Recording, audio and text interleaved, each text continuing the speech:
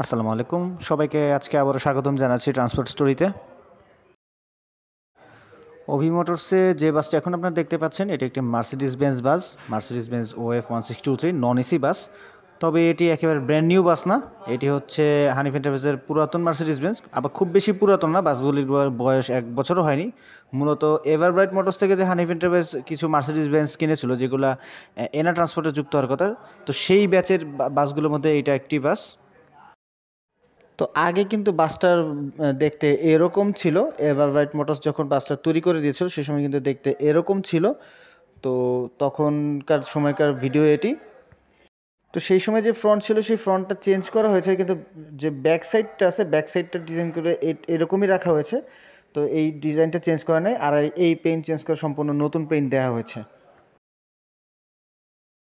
তো এবার মূল ঘটনায় আসি। মূলত বাসটি অ্যাক্সিডেন্ট করেছিল, সম্ভবত বাসটি পঞ্চগড় রুটে চলতো। তো ঢাকা থেকে ছেড়ে যাওয়ার সময় কোনো এক কারণে বাসটি অ্যাক্সিডেন্ট হয় এবং উল্টিয়ে যায় এবং বডির যথেষ্ট বাজেভাবে ড্যামেজ হয়।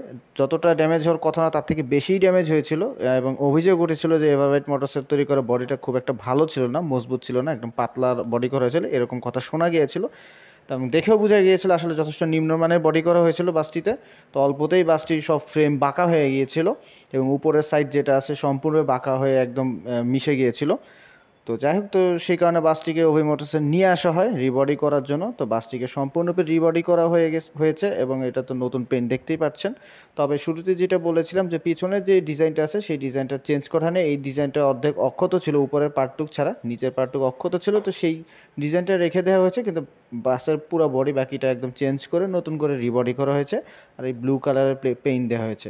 আর পাশেই কিন্তু একটা ওয়ান যে রিবডি দেখতে পাচ্ছেন সেটাও কিন্তু সম্পূর্ণরূপে রিবডি করে নতুন করে সিটের রিফেব্রিকেশন করে এই বাসটিকেও রেডি করা হচ্ছে ঈদের ট্রিপের জন্য।